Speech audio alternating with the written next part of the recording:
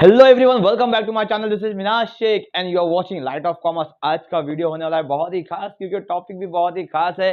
Computer system and application का spreadsheet calculation, जो exam में 15 मार्क्स का तो पूछेगा boss. Question number question number 3 के अंदर ये क्वेश्चन आने वाला है। 3A के अंदर आने वाला है, 3C के अंदर आने वाला है। 15 मार्क्स का वेटेज है। 9 क्वेश्चन कवर किया हो। वीडियो पर लास्ट तक बने रहना। चैनल पर नए हो तो सब्सक्राइब कर लीजिए और बेल आइकन को भी दबा दीजिए, क्योंकि थ्रू आउट द ईयर हमने आपका साथ दिया है, तो आगे भी आपका साथ देते रहेंगे। फर्दर स्टडीज के लिए आपको काम आएंगे। तो बढ़ते हैं हम आज के वीडियो की तरफ।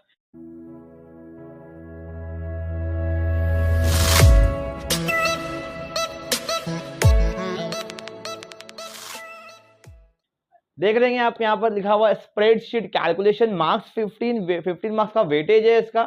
सीधा पहले क्वेश्चन पे आते हैं अपन। क्या बोला है? Name of the students and the marks scored by them in 3 subjects are entered in the worksheet from A1 to cell D26, out of which the first row contains the column heading and the other rows contain the data.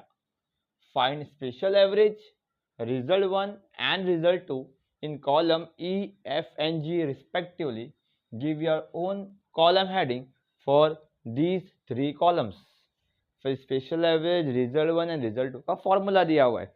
Excel का calculation है boss, spreadsheet नहीं दिया हुआ है। समझने के लिए आप स्प्रेडशीट बना सकते हो, नहीं बनाए तो भी प्रॉब्लम नहीं है, बट बनाए तो बेटर है, तो आपका थोड़ा सा डाउट वगैरह खत्म हो जाता है।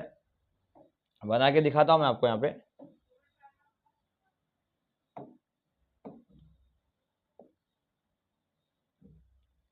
ये मैंने स्प्रेडशीट बनाना स्टार्ट कर लिया है। समझने के लिए खाली बनाना है अपने को। एग्जामिनर इसके मार्क्स वगैरह नहीं देगा आपको। अब क्या बोल रहा है वो? सेल A1 से लेकर तो D26 तक डेटा है, और हमको कहाँ फाइंड करना है? E, F और G में। तो हमको पहले A बनाना है, B बनाना है, C बनाना है, D बनाना है। E, F और G में हमारा आंसर आने वाला है। ठीक है, यहाँ नाम देता हूँ मैं, A, B, C, D, E, F, G। बराबर? Is it clear? ओके, आगे देखते हैं अपन।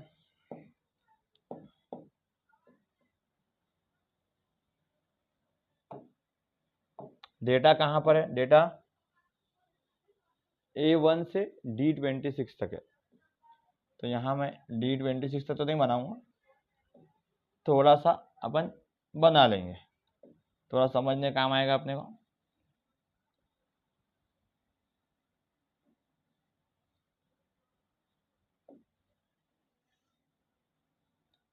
ओके, यहाँ पे 1 2 3 डॉट डॉट डॉट डॉट कर गया, 26 तक आ गए अपन।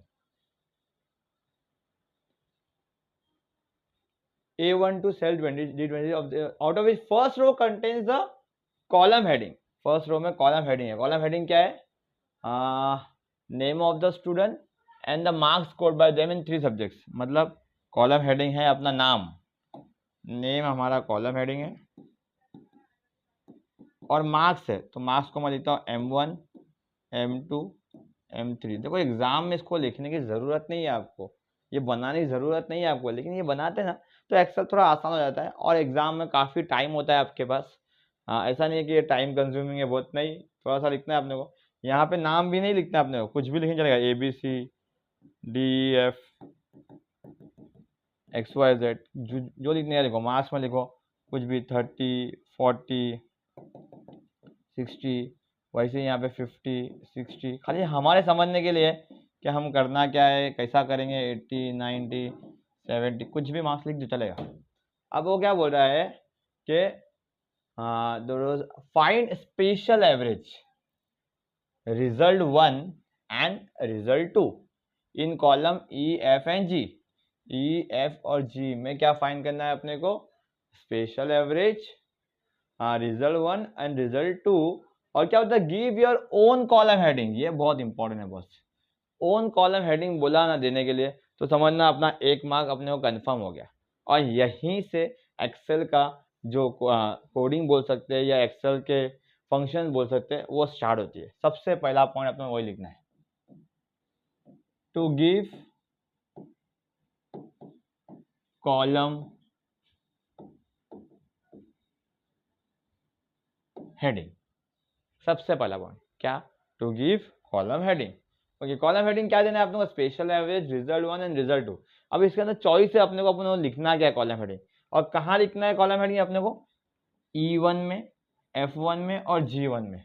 तो यहां लिखेंगे अपन click at E1 and type special average, SPAVG। Column heading हमारी चॉइस है, हमको जो डालना डालो। आप स्पेशल एवरेज पूरा लिखो तो चलेगा, आप सिर्फ SA लिखो स्पेशल एवरेज तो भी चलेगा, या आप ऐसा लिखो तो भी चलेगा। फिर आगे click eight cell F1 and type result 1।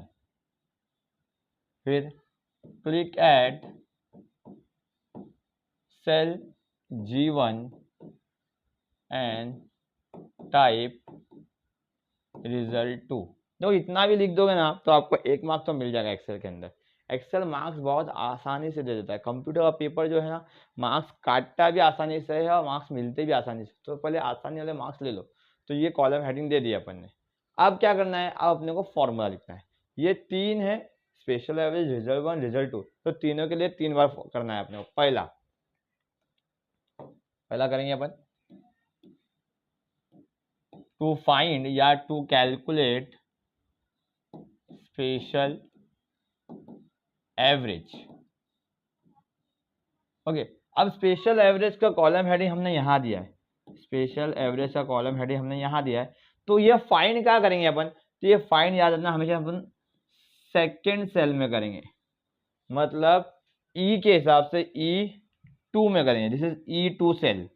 Okay, तो लिखने का क्लिक एट सेल E2, पहला पॉइंट। दूसरा, टाइप द फॉर्मूला एज, हमेशा ऐसे ही। अगर हमको रिजल्ट फाइंड करना है तो क्लिक एट F2, हमको कुछ और फाइंड करना है क्लिक एट G2। मतलब सेल हमेशा 2 ही रहता है नॉर्मल, ऐसा मतलब हमेशा नहीं। क्लिक एट सेल E2 हो गया, टाइप द फॉर्मूला एज हो गया। एक्सेल का कोई भी फॉर्मूला स्टार्ट होता है इक्वल टू से, तो इक्वल टू लिख दिया अपन ने। ये क्लियर है? ओके, अब फॉर्मूला हमको बाय हार्ट करके नहीं जाना है एग्जाम में, फॉर्मूला सब में दिया रहेगा। क्या दिया हुआ है? स्पेशल एवरेज दिया है, sum of best 2 marks divided by 2। बोलते हैं क्या करो, 2 बेस्ट मार्क्स को ऐड करो और उसको डिवाइड बाय 2 करो। This is special average. अब हमारे पास मार्क्स कितने? 3 है, M1, M2, M3। वो कौन से सेल में है? वो B, C और D कॉलम में, B2, C2 और D2 में। तुम्हारे आगे नहीं है क्या? तो आगे भी है, लेकिन हमको स्टार्ट कहाँ से? B2, C2 और D2। अब वो क्या बोल रहा है? B2, C2 और D2 में से जो बेस्ट 2 मार्क्स है ना, वो लेना है अपने को। बेस्ट 2 मार्क्स मतलब तुमको जोड़ी बनाना है। क्या B और C में जो मार्क्स है वो दोनों बेस्ट है, या C और D में जो मार्क्स है वो दोनों बेस्ट है, या B और D में जो मार्क्स है वो दोनों बेस्ट है। मतलब B2 C2 की जोड़ी बेस्ट है, या C2 D2 की जोड़ी बेस्ट है, या B2 और D2 जोड़ी बेस्ट है। मतलब ये तीनों जोड़ी के अंदर आपको एक जोड़ी बेस्ट निकालना है। उसने बोला ना सम ऑफ बेस्ट 2 मार्क्स। अगर वो बोलता ना सम ऑफ मार्क्स तो अपना जोड़ी नहीं बनाना पड़ता, हमको B2, C2 और D2 में से खाली एक निकालना रहता है। लेकिन उसने क्या बोला? सम ऑफ बेस्ट 2 मार्क्स, तो 2-2 की जोड़ी बनाएंगे, BC, CD और BD। इसके अलावा कोई जोड़ी नहीं बनेगी, क्योंकि 3 में है तो 3 जोड़ी बनेंगे। क्लियर है? अब ये 3 जोड़ी बनाने के बाद हमको निकालना है इसमें से बेस्ट। क्या निकालना है? बेस्ट। तो पहले तो अपन जोड़ी बनाते हैं। जोड़ी क्या है? B2 प्लस C2, एक पहली जोड़ी हो गई। दूसरी जोड़ी C2 प्लस D2 और तीसरी जोड़ी B2 प्लस D2। ये जोड़ी बना दिया अपने, 3 अलग अलग जोड़ी। अब इनमें क्या चाहिए अपने को? बेस्ट चाहिए। बेस्ट मतलब सबसे ज्यादा चाहिए, ज्यादा चाहिए मतलब मैक्स चाहिए। इनमें क्या चाहिए अपने को? मैक्स चाहिए। तो मैक्स लिखा अपने equal to max B2 plus C2, C2 plus D2 plus B2 plus D2। Sorry plus नहीं, यहाँ प्लस नहीं आएगा, यहाँ कॉमा आएगा, कॉमा B2। मतलब ये या ये या ये, इनमें से जो बेस्ट रहेगा ना वो देगा वो ये। अब इसको खाली बेस्ट नहीं चाहिए था बॉस, उसको बेस्ट को डिवाइड बाय 2 भी करना है। तो सिंपल है, डिवाइड है ना, तो यहाँ पे /2 हो गया फॉर्मूला। फॉर्मूला हो गया, एंटर की का साइन डाल दो, कंपल्सरी डालने का साइन, ये हो गया। अब क्या करना है? अब थर्ड पॉइंट, क्लिक एट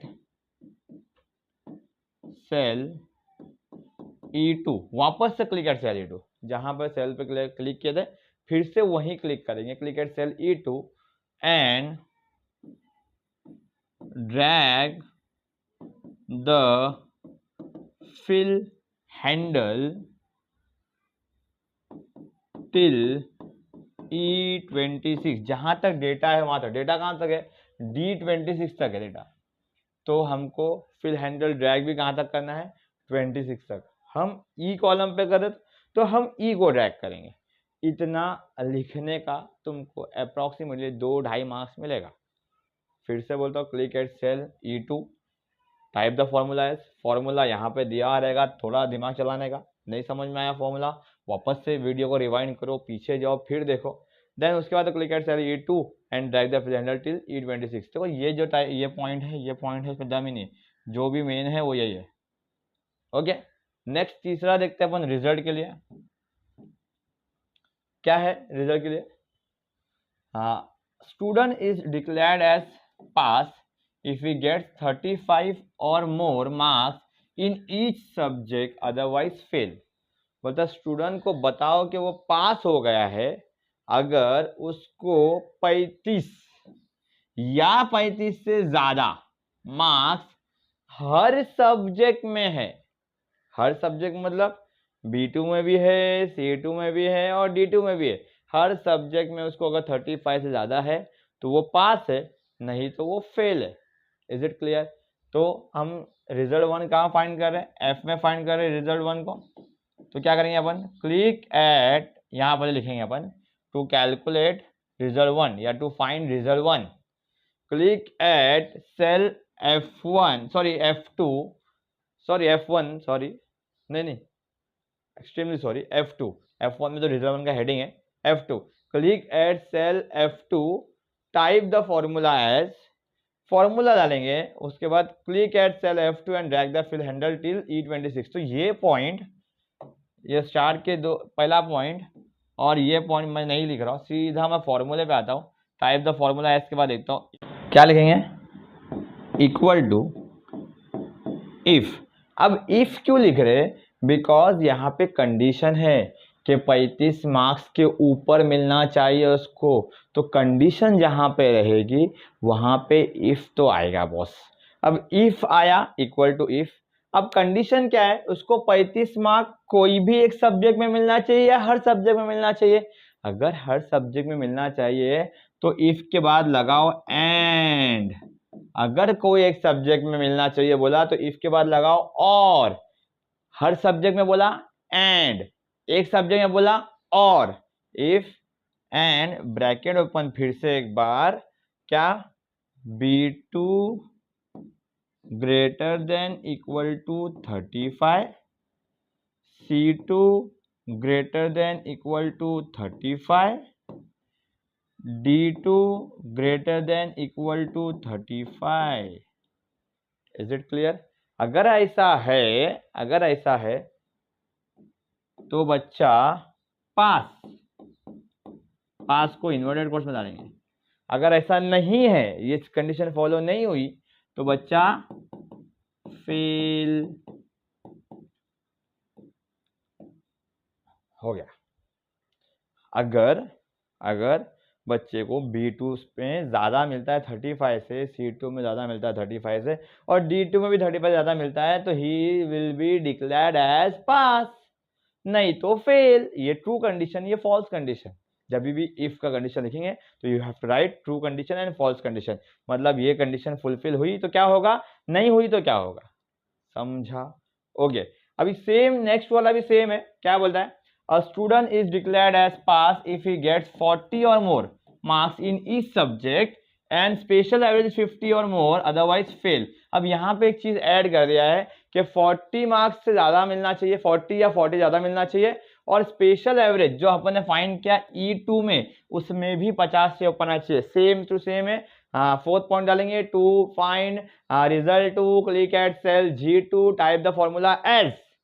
अब देखो, if and B2 greater than equal to 40, यहाँ 40 बोला है, comma C2 greater than equal to 40, D2 greater than equal to 40, comma इसके बाद E2, इसके बाद आएगा, इसके बाद E2 greater than equal to 50।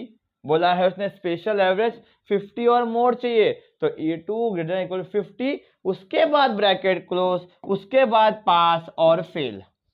Same ऐसा ही है, खाली यहाँ पर उसने स्पेशल एवरेज को ऐड किया रिजल्टों में, रिजर्व वर्ड में स्पेशल एवरेज को ऐड नहीं किया था। इतना लिख देंगे बॉस, 8 मार्क्स मिल जाएगा। नहीं समझ में आया, वीडियो को वापस से पीछे रिवाइंड करो, देखो कैलकुलेशन बहुत आसान होता है, लोगों ने इसको हार्ड बनाया है। 15 मार्क्स मिल जाएगा बॉस। बढ़ते हैं अपन सेकेंड सम की तरफ।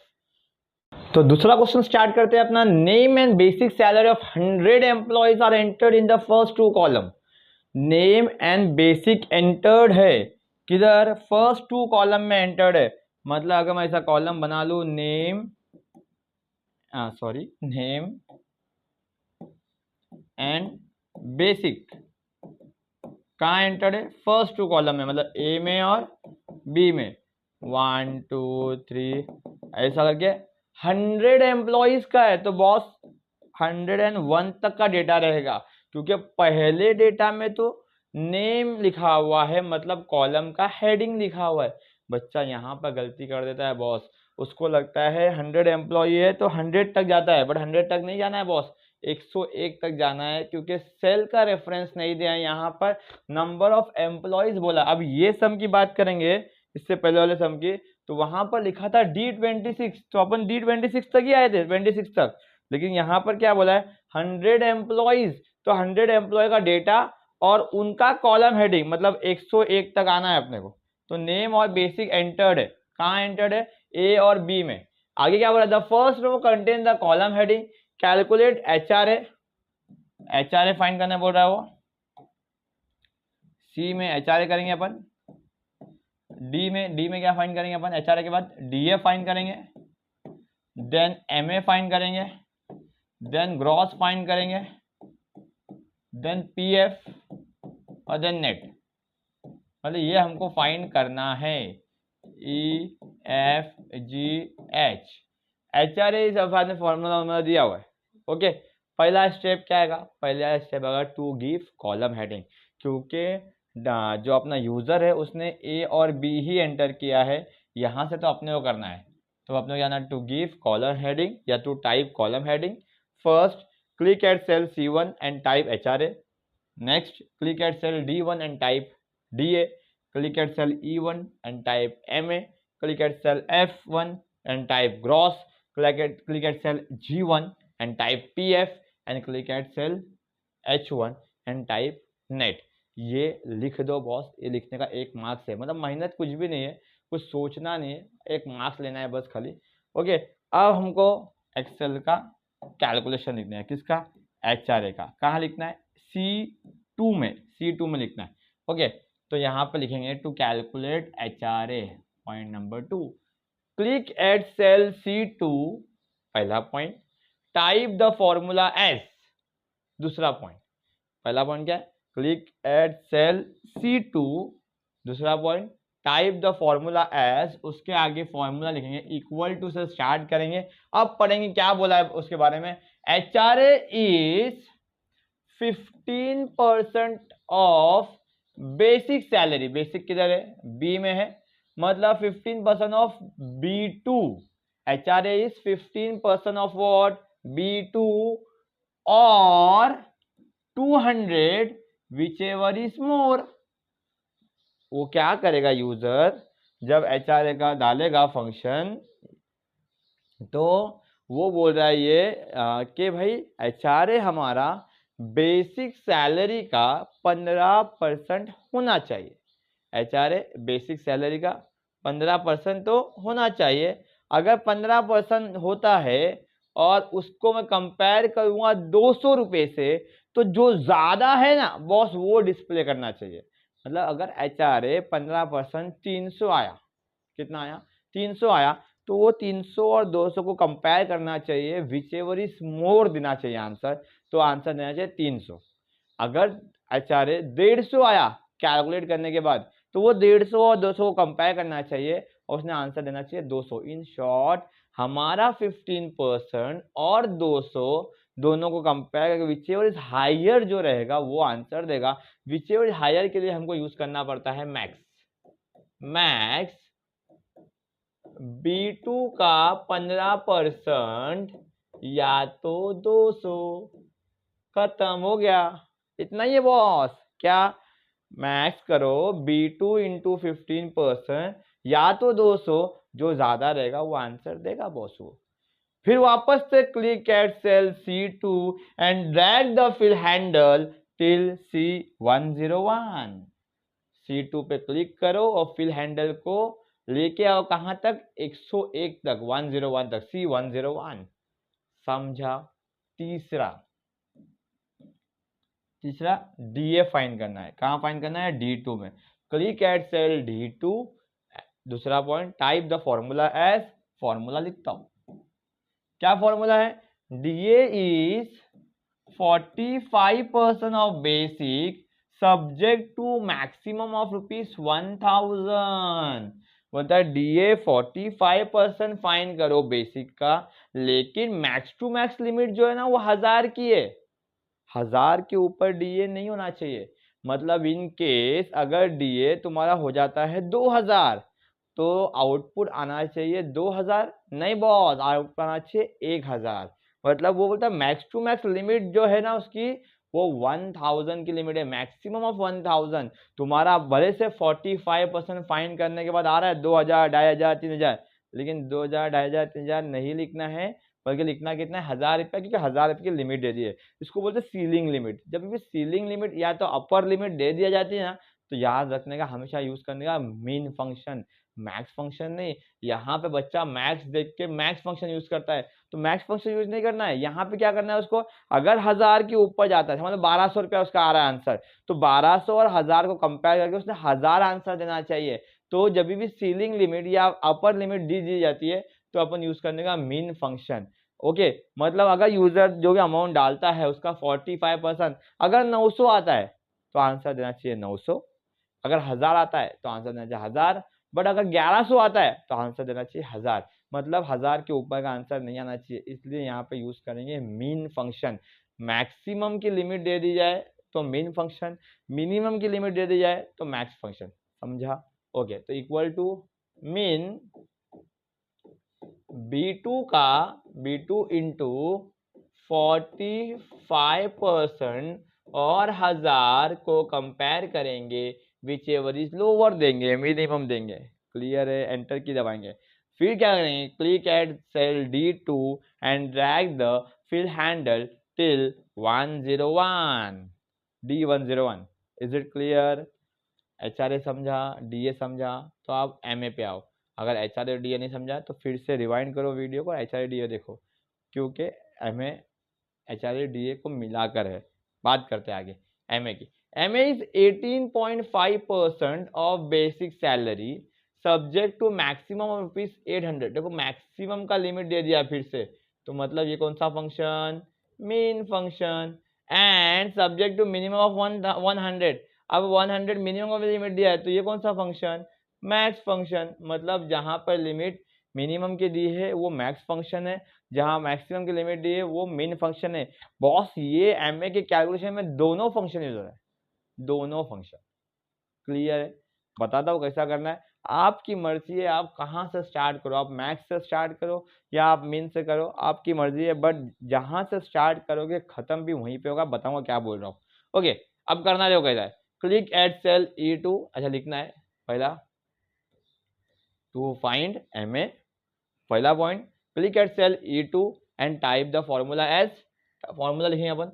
अगर अपन मैक्स से स्टार्ट कर रहे हैं, अगर अपन मैक्स से स्टार्ट कर रहे हैं तो एंड में आने का ऐसा ब्रैकेट डाल के, एंड में आने का कॉमा डालने का ऐसा। और मैक्स के लिए लिमिट क्या थी, मैक्स के लिए देखो ये मैक्स है ना, मैक्स के लिए लिमिट कितनी है 100, तो यहाँ पर 100 डाल देंगे। ओके, ये समझा मैं क्या बोल रहा हूँ। देखो मैक्स भी है यहाँ पर, मीन भी है, इसको नेस्टेड फंक्शन बोलते हैं, एक के अंदर एक फंक्शन। तो मैक्स से स्टार्ट किया तो मैक्स पे खत्म, और बीच में मीन आ जाएगा। अब मीन देखो था, मीन ब्रैकेट ओपन, B2 का कितना फंक्शन 18.5% और 800। अब होता क्या है देखो, अब एक्सेल काम कैसा करेगा, एक्सेल सबसे पहला मैक्स में घुसेगा, इक्वल टू मैक्स, फिर ब्रैकेट ओपन देखा तो एक्सेल पहले ब्रैकेट सॉल्व करेगा।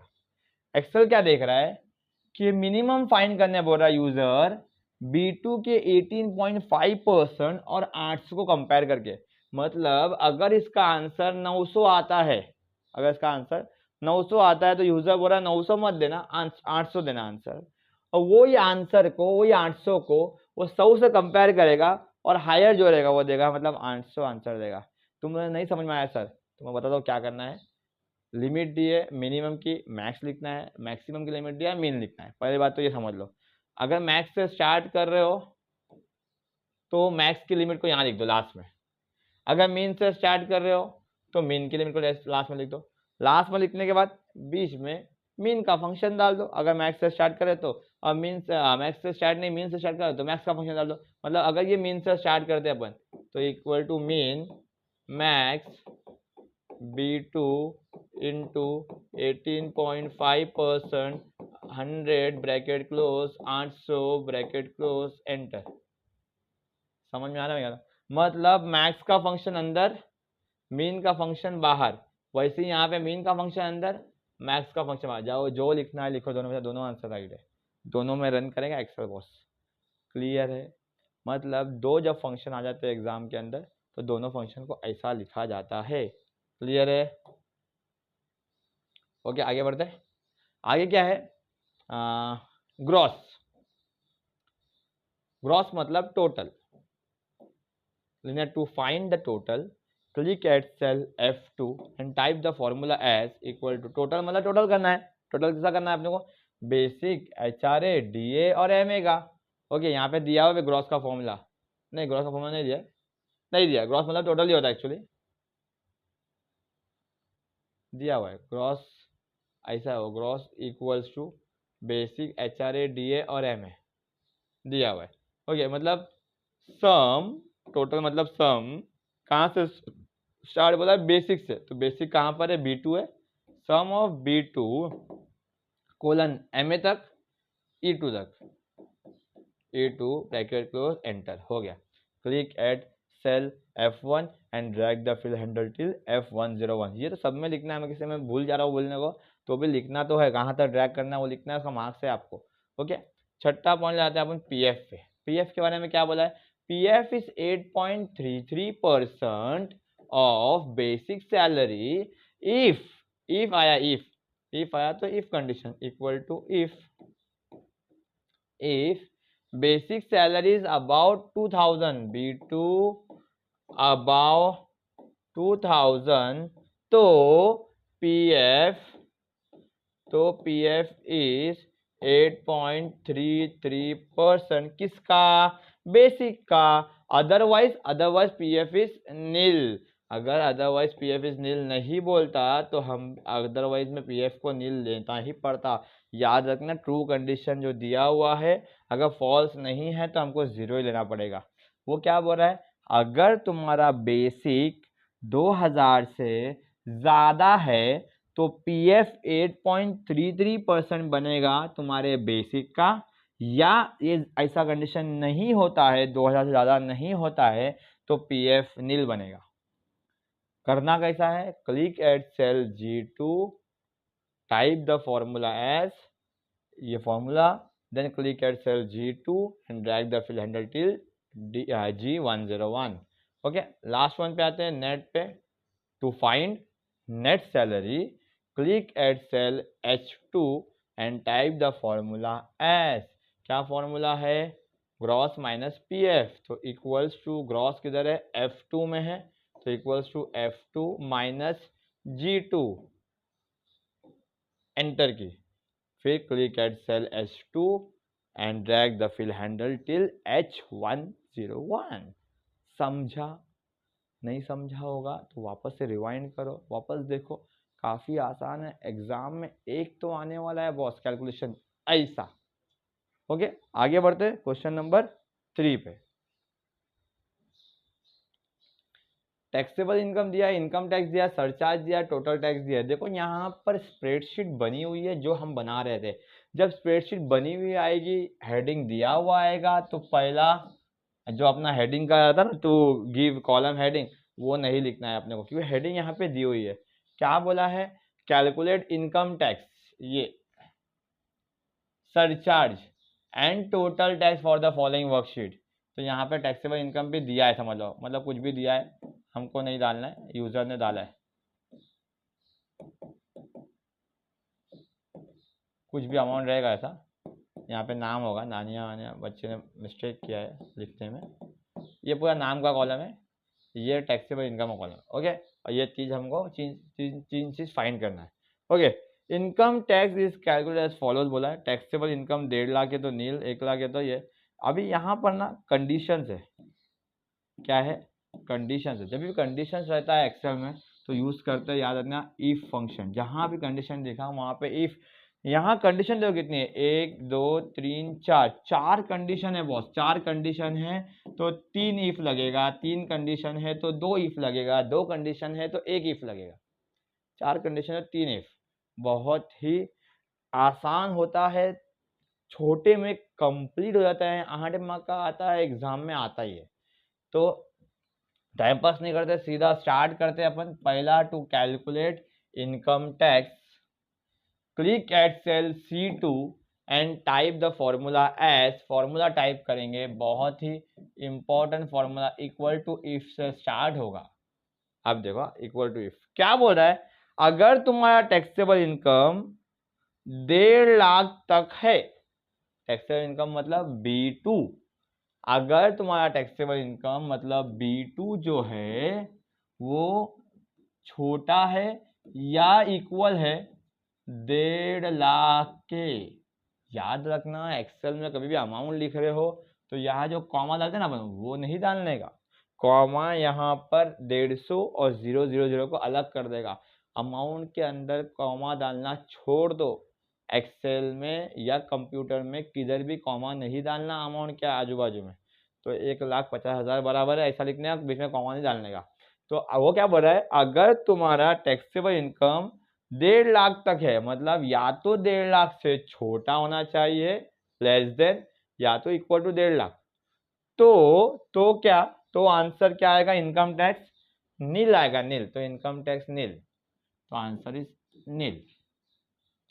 ये समझा? पक्का? मतलब अगर तुम्हारा टैक्सेबल इनकम 1.5 लाख है तो आंसर क्या आएगा तुम्हारा, नील आएगा। अगर ऐसा नहीं है तो फिर से कॉमा, कंटिन्यू, मेरे को जगह नहीं तो मैं नीचे लिखूंगा। इफ ऐसा नहीं है तो इफ ऐसा है क्या, B2 less than equal to, उसने क्या बोला अभी, नेक्स्ट 1 लाख। तो क्या करने का, पहला 1.5 लाख था कंडीशन, 1.5 लाख में नेक्स्ट 1 लाख बोला, तो दोनों को ऐड करने का और लिखने का 2.5 लाख। मतलब if B2 less then 2.5 lakh. देखो बहुत आसान है, 1.5 लाख लिखा पहला कंडीशन, दूसरा लिखेंगे अपन 2.5 लाख। समझे? देखो बहुत आसान है। अभी आगे बढ़ता हूं मैं, सीधा इसके आगे नहीं लिखता हूं। अगर तीसरा कंडीशन लिखूं तो मैं क्या लिखूंगा, if B2 less than equal to 1.5 lakh से 2.5 लाख हुआ था, 2.5 लाख में ये ऐड करेंगे 75, तो कितना हो गया 3,25,000। अरे समझ में आ रहा कंडीशन कैसा बनता है? पहला ये कंडीशन, दूसरा उसमें इसको ऐड करो, तीसरा इसको भी ऐड करो, चौथे में है ही नहीं तो क्या लिखेंगे, कुछ नहीं। मैंने बोला ना, अगर 4 कंडीशन है 3 इफ। समझो? हाँ, क्लियर है इतना? Okay. B2 less than equal to 1.5 lakh है तो टैक्स कितना है, 0। अगर B2 less than equal to 2.5 lakh है तो पहले 1.5 लाख पे टैक्स 0 है और दूसरे अमाउंट पे 10% है। मतलब अगर तुम्हारा ये ब्रैकेट में आता है तो पहले 1.5 लाख पे तुम टैक्स नहीं भरोगे, प्लस करोगे और तुम्हारे B2 में से पहले 1.5 लाख को माइनस करोगे और उसका इंटू करेंगे 10% से। तुमने सर नहीं समझा, बताता हूं मैं। फॉर एग्जाम्पल यूजर डाल रहा है अमाउंट 2 लाख रुपए। क्या डाल रहा है अमाउंट, 2 लाख। तो हम पहले इसको बांट देंगे 2 लाख को। पहला ब्रैकेट कितना अपना 1.5 लाख, क्योंकि 1.5 लाख तक टैक्स नहीं है। अब यूजर ने अमाउंट डाला 2 लाख और हमने बांट दिया 1.5 लाख, तो ये कितना बचा, 50,000। गवर्नमेंट क्या बोल रही है, पहले 1.5 लाख पे देखो टैक्स नहीं है, नील। दूसरे 50,000 पे देखो टैक्स है 10%। अब यहाँ पर यूजर 2 लाख डाल रहा हमको मालूम है, तो हमने 50,000 लिखा। इन शॉर्ट हमने लिखा क्या, हमने लिखा 2 लाख माइनस पहला कंडीशन मतलब 1.5 लाख। हमने यही लिखा है ना, तब जाके वो 50,000 आया। अब हमको यहाँ पे 2 लाख मालूम है तो हमने 2 लाख माइनस 1.5 लाख किया। बट अगर यूजर क्या डालने वाला है अगर हमको नहीं मालूम, यूजर क्या डालने वाला हमको नहीं मालूम, तो ये 2 लाख तो आएगा ही नहीं। तो ऐसी जगह पर हमको डालना पड़ता है सेल का रेंज B2, तो ये भी B2 आ गया। समझ में आ रहा है क्या? मतलब पहले 1.5 लाख पे टैक्स नहीं ले तो अपने लिखा 0 प्लस बाद के अमाउंट पे मतलब B2 माइनस 1.5 लाख पे टैक्स है 10%। 50,000 तो आएगा ही नहीं क्योंकि हमको यूजर क्या डालने वाला अमाउंट मालूम नहीं। इन शॉर्ट पहले अमाउंट पे टैक्स नहीं है तो नील, और बाद में जो बच जाएगा अमाउंट मतलब यूजर का अमाउंट एंटर्ड अमाउंट में से अपन पहले 1.5 लाख को माइनस करेंगे, जो बचेगा उस पर 10% का है। तो B2 minus 1.5 lakh into 10% comma. अब तीसरा देखो और मजा आएगा। तीसरे में क्या है, 3,25,000 का ब्रैकेट है।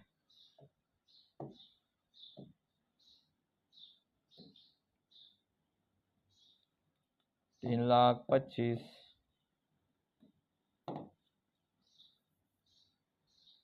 देखो समझ लो यूजर डाल रहा है 2,80,000। क्या डाल रहा है, 2,80,000। हम क्या करेंगे, हम पहले 1.5 लाख पे टैक्स नील लेंगे, दूसरा 1 लाख, नेक्स्ट 1 लाख, देखो नेक्स्ट 1 लाख, नेक्स्ट 1 लाख पे टैक्स है 10%। और बाद में अमाउंट कितना बच गया, 1.5 लाख, 1 लाख कितना, 2.5 लाख हो गया, बचा कितना 30,000। नेक्स्ट 30,000 पे 20%। ये तो पता है अपने को, ये तो अपने को पता है कि यूजर 2,80,000 डाल रहा है, बट यूजर क्या डालने वाला पता ही नहीं है। अगर तो यहाँ पे हम क्या लिखने वाले हैं, यहाँ पे हम लिखने वाले B2 मतलब सेल का रेंज। यहाँ पे क्या लिखने वाले अपन, B2 मतलब ये क्या बचने वाला अपने को नहीं मालूम, तो हम लिखेंगे B2 बराबर। हमने क्या किया, 2,80,000 में से ये 2.5 लाख को माइनस किया तो 30 आया, वैसे B2 में से ये 2.5 लाख को माइनस करो, तो B2 माइनस 2.5 लाख उसका 20%। तो ऐसा ही ये बनेगा। देखो पहले 1.5 लाख पे नील, दूसरे 1 लाख पे 10%, 10,000, फिर क्या है B2 माइनस 2.5 लाख का 20%।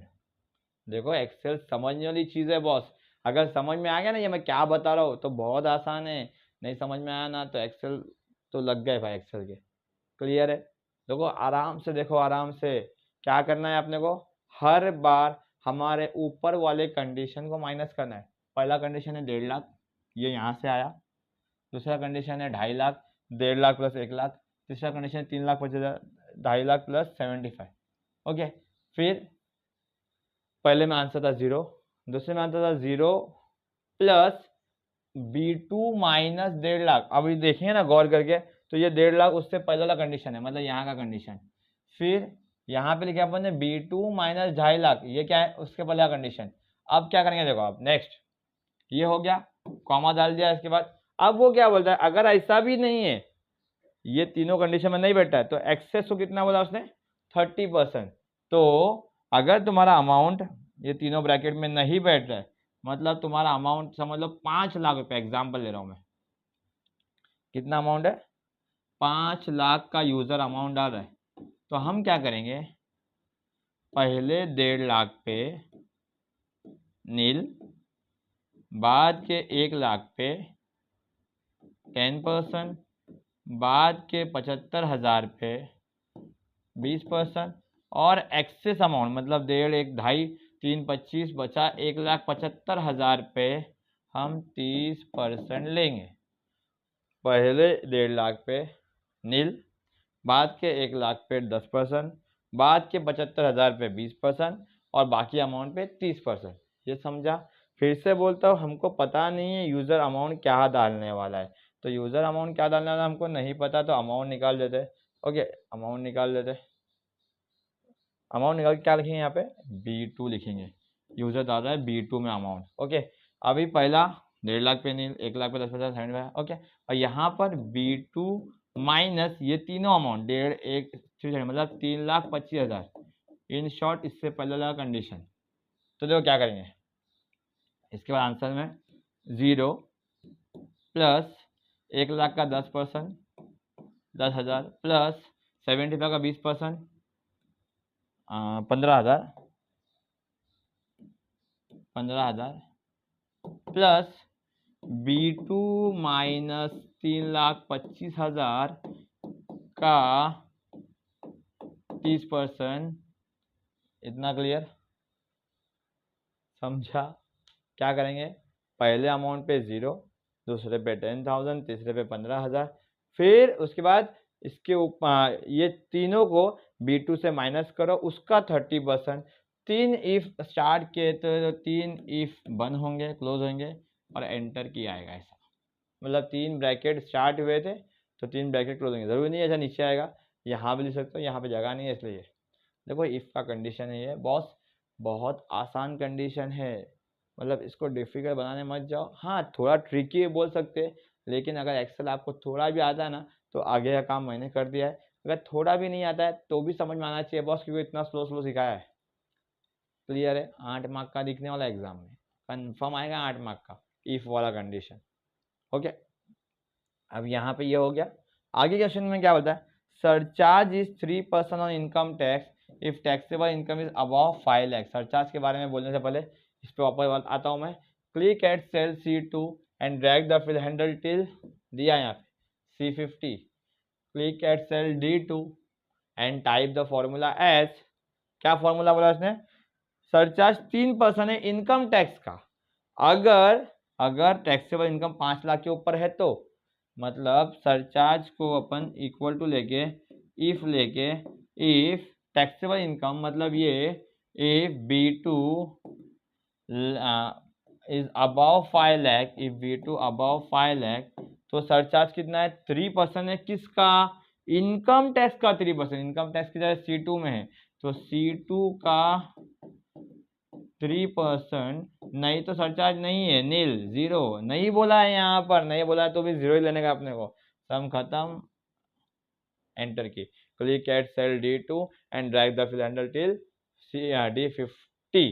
Okay, total tax is C2। हाँ, क्लिक eight cell E2 and type the formula that equal to C2 plus D2 and drag the cylinder till E50। Clear है? इफ कंडीशन ये बहुत मेन है, अगर इफ कंडीशन समझ में आ गया तो सब समझ में आ जाएगा। क्लियर है? आगे बढ़ते नेक्स्ट सम में। Okay, once again if condition, if exam में आने ही वाला है, वैसा ही है, अगर वहां समझ में आया तो यहाँ भी समझ में आएगा। वो टैक्स था, ये कमीशन है, करना तो बहुत सेम है। यहाँ पे क्या बोल रहा है कि फर्स्ट 30,000 पे 2% है, देन नेक्स्ट 40,000 पे 5% है, और रेस्ट पे 10% है। तीन कंडीशन है, दो इफ, तीन कंडीशन है, दो इफ। ओके, अभी क्या बोला है, name of 10 salesman and their sales are दो बार टाइप हो गया, एंटर्ड इन सेल A2 से B11, मतलब A और B में नेम है और सेल्स है, ये 1 है, देन 2 3, ऐसा कहाँ तक है उसने बोला, B11 तक, 11 तक है। ओके, और क्या find, first row contain column heading, calculate commission, commission find करने बोल रहा है वो, as per the following schedule in C2 से C11। तो पहले तो कॉलम हेडिंग दे दो, क्लिक एट सेल, मतलब देखो यहाँ पे स्प्रेडशीट बना हुआ नहीं है तो मुझको कॉलम हेडिंग देना पड़ेगा। Click eight cell C1 and type commission, पहला हेडिंग डालेंगे to give column heading, click eight cell C1 and type commission. फिर टू कैलकुलेट कमीशन, दूसरा पॉइंट, उसके अंदर पहला पॉइंट, दूसरे पॉइंट के अंदर पहला point, click eight cell C2 and type the formula as equal to if, bracket open, पहला कंडीशन 30,000 रुपीज का, तो if B2 is less than equals to 30,000 तो कमीशन इज 2%, किसका 2%, B2 का 2%, तो B2 का 2%। ऐसा है तो वेरी गुड, ऐसा नहीं है तो दूसरा if B2 less than equal to, अब देखो समझेगा, 30 प्लस 40 कितना हो गया, 70। अगर ऐसा है तो पहले 30 का 2% फिक्स्ड, पहले 30 का 2% इज फिक्स, दैट इज 600 रुपया। तो 600 प्लस इससे पहले कंडीशन को माइनस करना है, B2 minus 30,000 into B2 minus 30,000 into कितना परसेंट, 5%। अरे समझ रहा है क्या करेंगे, वापस बोलता हूँ। पहला if B2 less then 30,000 less than equal 30,000 तो आंसर इज B2 का 2%। अगर B2 30,000 से लेस नहीं है तो नेक्स्ट 40,000 पे जाएंगे अपन, तो कंडीशन दोनों ऐड कर लेंगे। If B2 less than equal to 70,000, तो अगर ये ब्रैकेट में नहीं है तो समझ लो आंसर उसका 50,000, एग्जाम्पल दे रहा हूँ, आंसर नहीं, उसका सेल जो है 50,000 है।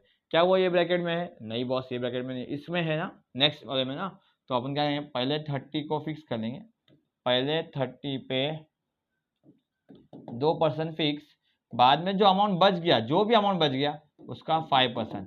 अब अमाउंट अपने पास दिया हुआ नहीं है, अमाउंट होता तो ठीक है, अभी अमाउंट यहाँ पे अपन ने लिया है 50,000, तो यहाँ पे अपन लेंगे B2। ओके, 50 में से 30 माइनस किया तो 20 आया था, तो यहाँ पे भी अपन वैसे ही करेंगे, 50 में से 30 माइनस करेंगे, मतलब B2 में से 30 माइनस करेंगे, मतलब इन शॉर्ट 30,000 का 2% तो फिक्स है 600, और B2 में से 30,000 माइनस करेंगे तो उसका 5% निकालेंगे। यहाँ पर ये भी हो गया।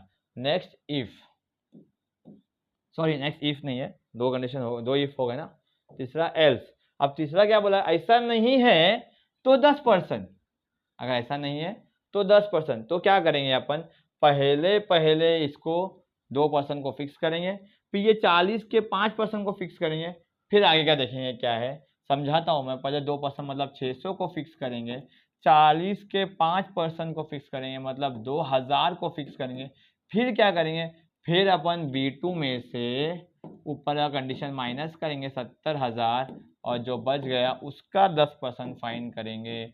दो इफ के लिए दो ब्रैकेट स्टार्ट के लिए दोनों ब्रैकेट क्लोज करेंगे और एंटर की दबाएंगे। जब भी अमाउंट बढ़ते जाते हैं तो पहले के अमाउंट को फिक्स करते हुए जाने का, मतलब अगर यूजर डालता है 1,00,000 रुपए,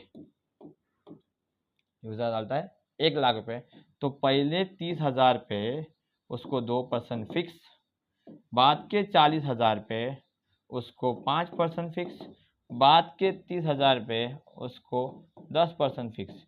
बट ये तो अपने को अमाउंट मालूम है, तो अगर अमाउंट अपने को मालूम नहीं है यूज़र क्या डालने वाला है, तो यहाँ पे अपन सेल रेंज डालने वाले। तो सेल रेंज है B2।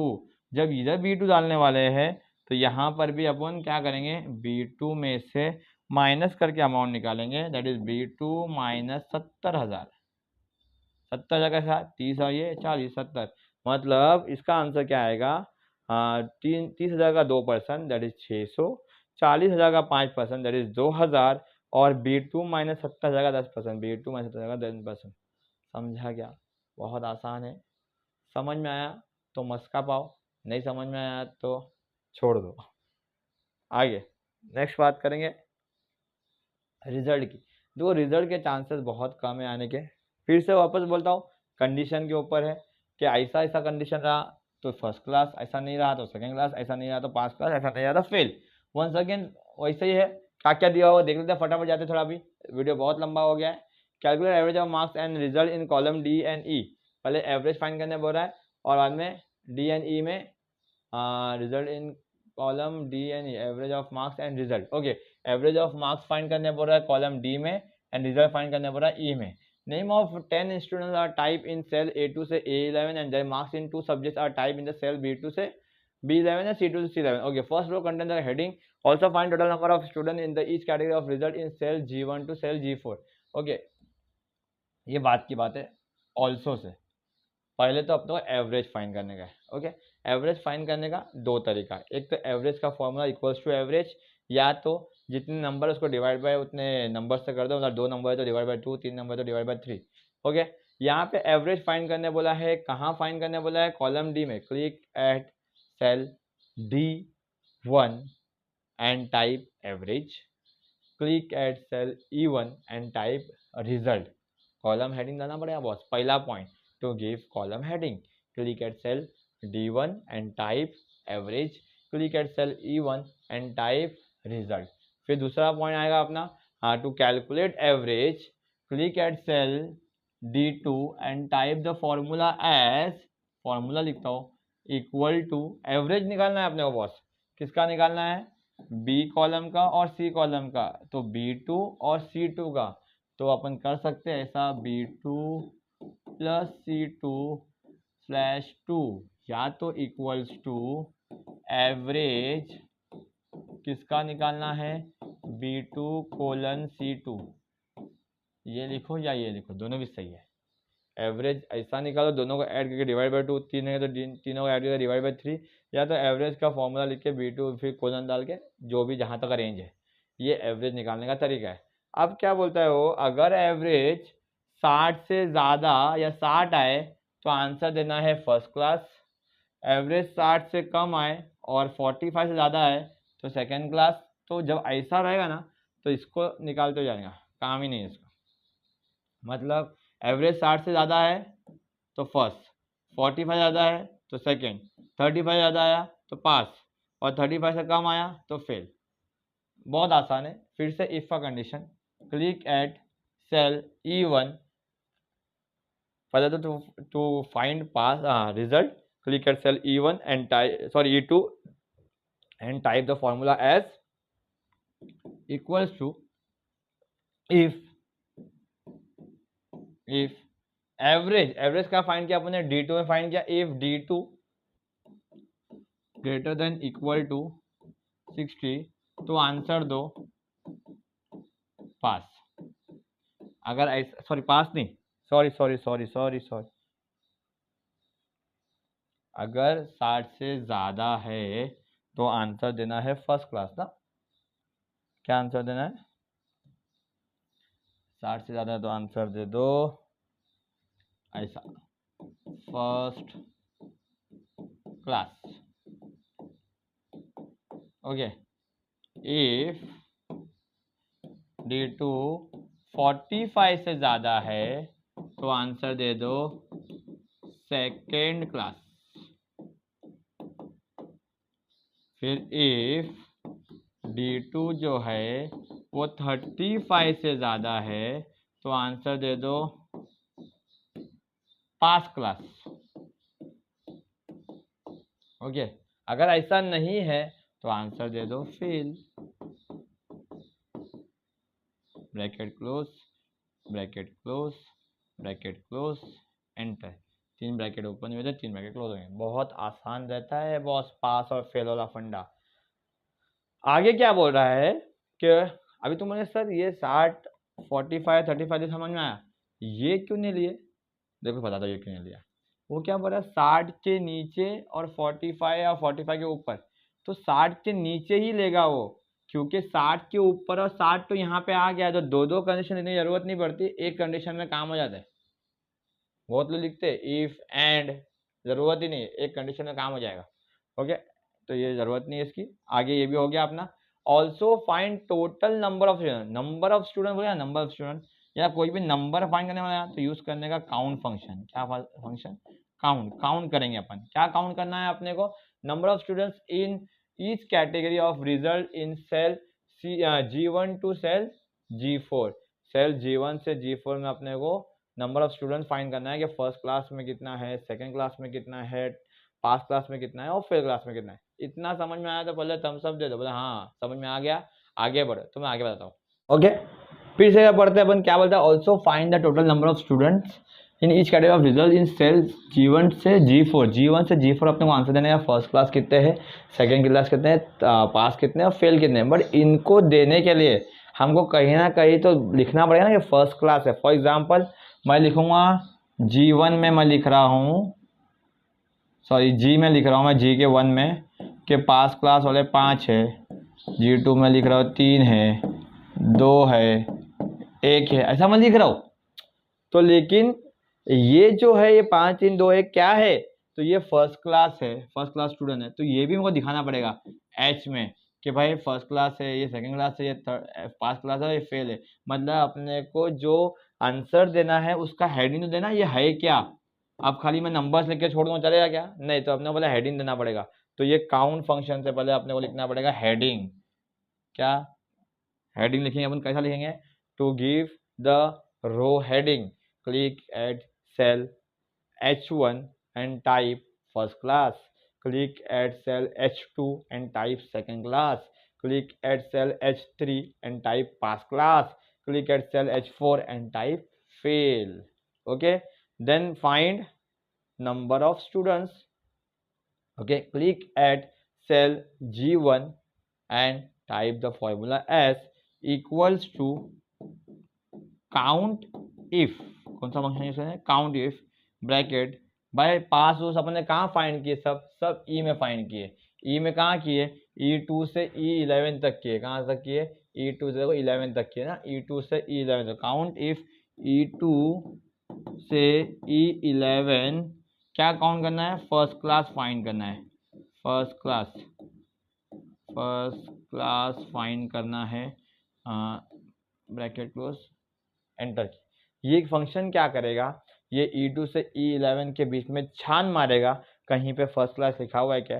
फर्स्ट क्लास जितना भी लिखा हुआ है वो वहां पर काउंट करेगा और आंसर दे देगा। क्लियर है? पक्का। अब यहाँ पर लिखना है अपने को, ड्रैग द फिल हैंडल नहीं करना है, फिर से वापस लिखना है to find second class equals to count, click eight cell G2 and type the formula as equals to count if E2 से E11 सेकेंड क्लास। फिर to find pass class, click eight cell G3 and type the formula as equals to count if E2 से E11 पास class. मतलब इसे चलते हुए आएगा और खत्म होगा। देखो ये बहुत लेंदी समझ आता है, तो मोस्टली तो पूछा नहीं है कभी, लेकिन पूछता है तो ऐसा करना है इसको। उम्मीद करता हूँ कि ये भी समझ में आ जाएगा। आगे बढ़ते हैं नेक्स्ट क्वेश्चन की तरफ। नेक्स्ट क्वेश्चन वैसा ही है जैसा अभी पास क्लास वाला था, वैसा ही यहाँ पे रिजल्ट वाला है, एवरेज वाला है। ये नहीं लेंगे, बताया मैंने अभी, ये नहीं लेंगे, ये नहीं लेंगे। वहाँ पे 4 कंडीशन थी, यहाँ पे 3 कंडीशन है। Is it clear? आगे बढ़ेंगे, ये सम करने का ट्राई करने का। आगे बढ़ेंगे तो consider the following worksheet and calculate proportionate basic salary assuming there are 30 days in a month, 30 दिन in a month है। also find total number of workers where proportionate basic is above 7000। Okay, क्या बोल रहा है? proportionate basic find करने बोल रहा है वो। और also find क्या करना है? Workers where proportionate number of worker बोला है वो, तो छोड़ दो, बात की बात है। proportionate basic फाइंड करना है, मतलब अगर बंदा छुट्टी कर रहा है, अगर बंदा छुट्टी कर रहा है तो छुट्टी करने के बाद उसका बेसिक कितना बनता है, तो पहले तो बेसिक कितना है उसका, ये अमाउंट में बेसिक है, मतलब B2 उसका बेसिक है। ओके, छुट्टी कर रहा है वो 4 दिन और टोटल वर्किंग डेज कितने, 30 दिन, मतलब उसको सैलरी मिलना चाहिए 26 दिन का। तो अपना फॉर्मूला क्या बनना चाहिए कि भाई ये सैलरी जो वो 30 दिन का है, ये सैलरी जो है वो 30 दिन का है, उसमें से अपने को क्या करना है, 26 दिन का आंसर निकालना है। 26 दिन इसके लिए सबके लिए है क्या, नहीं बॉस, तो इसके लिए एक फॉर्मूला फ्रेम करेंगे अपन। तो फॉर्मूला कैसा बनेगा, अपने को हमारे सैलरी में से एब्सेंट डेज का सैलरी माइनस करना पड़ेगा। क्या करना पड़ेगा, सैलरी में से एब्सेंट डेज का सैलरी माइनस। अब सैलरी क्या है अपना B2, मतलब अपने को इक्वल टू लिख के B2 में से माइनस करना पड़ेगा एब्सेंट डेज का सैलरी। अब एब्सेंट डेज के सैलरी माइनस करने से पहले अपने को मालूम पड़ना चाहिए एक दिन का सैलरी कितना है। तो एक दिन का सैलरी फाइंड करने के लिए अपने को B2 को डिवाइड करना पड़ेगा 30 से। क्या करना पड़ेगा, B2 को डिवाइड करना पड़ेगा 30 से, और इससे मालूम पड़ेगा अपने को एक दिन का सैलरी। उसके बाद अपने को मल्टीप्लाई करना पड़ेगा एब्सेंट डेज का सैलरी। तो एब्सेंट डेज कौन से कॉलम में है, C में है, तो C2। अब ये करेगा क्या, देखो ये क्या करेगा, ये B2 को 30 से डिवाइड करेगा। फॉर एग्जाम्पल बंदे की सैलरी है 12,000 रुपये, एग्जाम्पल दे रहे हैं अपन, सैलरी 12,000 रुपये, तो 12,000 डिवाइड बाई 30 करेगा तो आंसर देगा 400 रुपया, इंटू यहाँ पे भी 400 है, सॉरी 12,000 है, सैलरी 12,000 है ना, 12,000 माइनस 400 इंटू C2 मतलब बंदा 4 दिन एबसेंट है तो 4, तो 12,000 माइनस 1,600, तो वो आंसर दे देगा 10,400। अपने को ये सब लिखना नहीं है, अपने को आंसर नहीं लिखना है, अपने को खाली ये लिख के दिखाना है। मतलब बंदा करेगा क्या, बंदा पहले अपना सैलरी इनपुट करेगा, उसमें से क्या माइनस करेगा, उसमें से अपने एक दिन की सैलरी को एब्सेंट डेज से मल्टीप्लाई करेगा और जो आंसर आएगा वो माइनस करके आंसर देगा। अब तुमने सर माइनस पहले, तो पहले माइनस कर देगा वो, नहीं भाई ये बॉड मास यूज करता है, पहले वो डिवाइड ही करेगा, फिर वो मल्टीप्लाई ही करेगा, फिर वो सब्ट्रैक्शन करेगा। समझ में आ रहा है, तो बंदा क्या करेगा, मतलब एक्सेल क्या करेगा, एक्सेल पहले B2 को 30 दिन की सैलरी को एक दिन में कन्वर्ट करेगा, उसको मल्टीप्लाई करके एब्सेंट डेज से, तो आंसर आएगा एब्सेंट डेज का सैलरी। अब एब्सेंट डेज का सैलरी को माइनस करेगा वो फुल सैलरी से और आंसर निकाल के देगा। मतलब खाली इतना सा फंक्शन अपने को लिखने का है और उसका पूरा पूरा मास मिलेगा अपने को। कितना फंक्शन, ये इतना था, फिर से लिखता हूँ, B2/30 इंटू एब्सेंट डेज मतलब C2, फिर एंटर। मतलब लिखने का कैसा, क्लिक एट सेल D2, उससे पहले to find the proportionate basic, click eight cell D2 and type the formula as equals to B2 minus B2/30 into C2, enter key click eight cell D2 again and drag the fill handle till D55। अरे समझा क्या, बहुत आसान है proportionate basic. तो आगे क्या बोला है, also find the total number of workers where proportionate basic is about 7,000। ये भी फाइंड करके बताओ कि 7,000 के बेसिक के ऊपर कितने लोग हैं। जब काउंट करने की बात आएगी तो यूज करेंगे काउंट फंक्शन, काउंट इफ। अब ये काउंट इफ फंक्शन को लिखें कहाँ, पहले उसको बात करते हैं। ओके, तो हमारे पास यहाँ पे कोई हेडिंग देने बोला नहीं है काउंट इफ फंक्शन के लिए कि कितने बेसिक के ऊपर है, तो आप A55 के बाद 56, 57 यहाँ कहीं भी फाइंड कर लो ये चीज को, या तो D के बाद E और F में फाइंड कर लो, कहाँ फाइंड करना है आपकी मर्जी, बस फाइंड करके दिखाओ। तो अपन यहाँ पे फाइंड कर लेते हैं उसको, कहाँ पे, A57 पे, तो click at A57 and type the formula as equals to count if. क्या काउंट इफ कहाँ करना है भाई, ये इधर करना है, प्रोपोर्शनेट बेसिक में करना है। प्रोपोर्शनेट बेसिक कहाँ से कहाँ तक है, D2 से D55 तक है, तो D2 से D55 के बीच में काउंट करो। क्या काउंट करो कि 7,000 से ज्यादा वाले, ग्रेटर देन 7,000 वाले कितने प्रोपोर्शनेट वाले एम्प्लॉयज है, ग्रेटर देन 7,000 वाले कितने हैं, ब्रैकेट क्लोज करो, एंटर की दबाओ, आंसर आ जाएगा। सम खत्म हो गया यहाँ पर। उम्मीद करता हूँ कि ये सम भी समझ में आया रहेगा। आगे बढ़ेंगे नेक्स्ट सम में। नेक्स्ट सम के अंदर ओ बॉस फिर से एक बार कमीशन है, अब तो कमीशन नहीं बताऊंगा। 3 इफ दिया हुआ है, 2 कंडीशन इफ, हाँ सॉरी 3 कंडीशन है, दो इफ आएंगे, एक एल्स आएगा। बॉस बात करेंगे बोनस की, तो bonus is 4% of the total sales whenever the sales is above 2 lakh, otherwise bonus is given. बोलता है बोनस कितना है, 4% है सेल्स का, अगर सेल्स 2 लाख के ऊपर है तो बोनस कहाँ फाइंड करने बोला है, D2 में। तो calculate bonus and type the formula as, D2 में टाइप करेंगे इक्वल्स टू क्या, रेंज। पहले तो इफ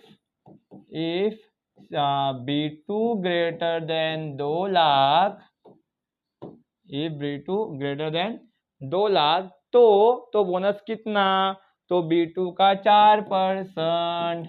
अगर 2 लाख नहीं है तो bonus nil. Enter key, click eight cell D2 and drag the fill till D7। Total earning के बारे में क्या बोला, total earning equals to commission plus bonus. तो यहाँ पर आएंगे E2 में, क्लिक एट सेल E2, पहले हेडिंग ने to calculate total earning, click eight cell E2 and type the formula as equal to C2 plus D2 commission plus bonus. Enter key, click eight cell E2 and drag the fill till E07, sorry E7। Is it clear? तो यहाँ पर commission निकाल के आप दिखाना, commission के answer में से कंफर्म करवा सकते हो, लेकिन कमीशन निकाल के दिखाओ बॉस, क्योंकि कमीशन पहले सिखा चुका हूं मैं। आगे बढ़ेंगे, लास्ट क्वेश्चन है DA HRA एंड ग्रॉस के बारे में। DA HRA और ग्रॉस के बारे में क्या लिखा हुआ है पढ़ लेते हैं अपन, कि DA is 125% of basic salary whenever the basic salary is 30,000 or less, otherwise as 135% of basic. अगर तुम्हारा बेसिक सैलरी 30,000 है या 30,000 से कम है तो DA रहेगा 125%, नहीं तो 135%। To calculate DA, click eight cell D2 and type the formula as equal to, if तुम्हारा बेसिक मतलब B2 अगर लेस देन इक्वल टू कितना है, 30,000 है, तो कितना परसेंट, 125% ऑफ बेसिक। तो B2 का 125%, नहीं तो B2 का 135%। खत्म boss. Click eight cell D2 again and drag the fill handle till D6। समझा क्या, आसान है बहुत boss. HRA is 25,000 for Mumbai city and 18,000 for other city. बोलता है HRA कितना है, 25,000 है, अगर सिटी मुंबई है तो बहुत आसान है। वंस अगेन इफ वो यहाँ click eight cell E2 and type the formula to calculate HRA, सब कुछ लिख देना। If city is Mumbai, C2 मतलब if C2 equals to Mumbai, तो HRA कितना है उसने बोला, तो HRA 25,000 है, नहीं तो HRA 18,000 है। ब्रैकेट क्लोज, खत्म।